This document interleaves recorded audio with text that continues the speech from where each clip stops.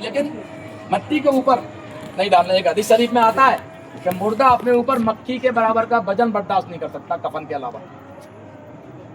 अब जब देखिए हम अपने आप ही उस पर वजन डाल देते हैं, वो हमें नहीं डालना चाहिए। और रिवाज की मैं बात करूं, जैसे कि सोनू भाई ने बताया, हमारे यहाँ से बारात जाती है तो हमारी औरतें खोइया करती हैं, मर्दों का लिबास पहनती हैं। ये क्या चीज है? नाचती हैं, गाती हैं। ये शरीयतन बिल्कुल हराम और गलत है। मर्दों का भी नाच गाना और औरतों का भी नाच गाना। जरूरत से ज्यादा अपने ऊपर गुनाह मोल ले रहे हैं। नमाज भी पढ़ रही है, ऐसी बात है कि नमाज नहीं, मैं ये नहीं कहता नमाज भी हो, लेकिन जब शादी घर में होती है तो उस वक्त वो नमाज को भूल जाएंगे और खोइया में लग जाएंगे। आप इसको जोर दे के बंद करिए। ये शरीयतन भी नाजायज और हराम है और सामाजिक के तरीके से भी ये बुराई है। इस बुराइयों में बहुत सारी चीजें हैं बीच में, मैं डेफिनेशन में नहीं जाना चाहता। तो इंशाअल्लाह ताला इसको बंद करेंगे। रत जगह जिसमें शादी होने वाली उससे 2 दिन पहले बच्चे डेक लगा देते हैं और ये लड़कियां नाच रही हैं, जवान जवान लड़के भी नाच रहे हैं साथ में। मुतलक हराम और नाजायज है, इसे भी बंद करिए। तो इंशाअल्लाह ताला मैं उम्मीद करता हूँ सोनू भाई इसको डेफिनेशन को सही नहीं समझा पाए थे, मैंने रिपीट करिए बस, मैंने और कोई नई बात नहीं कही है। 2-3 मिनट जोर देकर इसलिए कह रहा हूँ कि शुरुआत अपने आप से करनी होगी।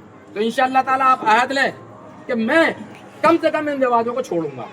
तो इंशाअल्लाह आप हाथ उठाते हैं, आप रिवाजों को छोड़ेंगे, आप सब एक साथ हाथ उठाइए इंशाअल्लाह ताला।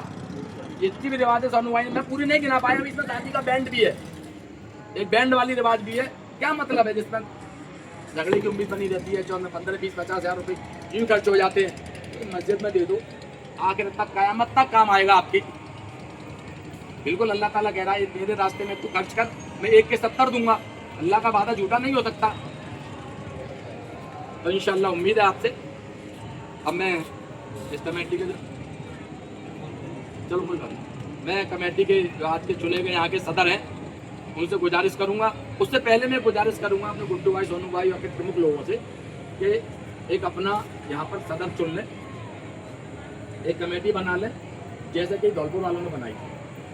उन्होंने ये रखा था कि जितने भी जैसे 50 घर आए किसी कमेटी के अंडर में बिरादरी के, हर घर से 100 रुपये महीना वहाँ लिया गया। अगर पैसा हो जाए तो ज़्यादा अच्छा है, अगर 200 पर तुम्हारे समाज के लोग मान जाए तो वो भी बुराई नहीं है। कम से कम 100 रुपये, 50 घर हैं, 60 घर हैं, 70 घर हैं, वो आपको एक रजिस्टर में लेने होंगे। परिवार के सभी सदस्यों के नाम, जैसे कि वही पर्चा मैंने दिखाया था उसमें, उसका सर्वे कर लें। सर्वे के बाद में 100 रुपये कोई बड़ी बात नहीं। आज बच्चा बिगाड़िया तो मुझे नहीं लगता कि कोई 100 रुपये महीना देने से मना कर देगा समाज के लिए। और उन्होंने रखा था कि अगर लड़के की शादी होगी तो 1100 रुपये, लड़की की शादी होगी तो 21 रुपये, शायद ऐसे कुछ रखा था उन्होंने। वो कमेटी को दिए जाएंगे, वो फंड में जमा होंगे। वो फंड का इस्तेमाल गरीब बेटियों की शादी में, शिक्षा में और ये हाजिरी के खाने में। 100 रुपये महीने जो जाएगा फुजूल नहीं जाएगा। अगर मेरे घर में सपोज करो डेथ होती है तो मैं भी हाजिरी का खाना अपने घर में नहीं बनवाऊंगा। कमेटी एक भगोना जैसा भी चावल का, खिचड़ी का, किसी चीज का भी वो भेज देगी तो घर में 150 आदमी तो रह ही जाते हैं लास्ट में। खासकर खाला है, मामू है, मौसी है, समधी है, ये लोग नहीं जाते हैं तो इनके लिए पर्याप्त होगा। बाकी मेरे भाइयों से गुजारिश है, कोई बाहर का आदमी जो नज़दीक का है, श्रीनगर का है, मुस्तफा क्वार्टर का है, सपोज करो आज 12 बीघा में किसी की डेथ होती है तो मुस्तफा क्वार्टर का आदमी क्यों रुकेगा? बस्ती में आए हो जाए, सुल्तानपुर का आदमी क्यों रुकेगा? लोकल है। बाहर का अब आदमी आया था बाड़ी से, धौलपुर से, अब कोई इतनी दूर नहीं जा सकता, क्यों रुक सकता?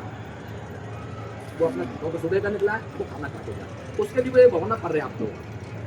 तो इंशाअल्लाह ताला मेरी बात समझ में सबसे आ गई होगी। और मैं आज ही से गुजारिश करूँगा कि अपना धन्यवाद वाला संबोधन हम सबको दें इंशाअल्लाह।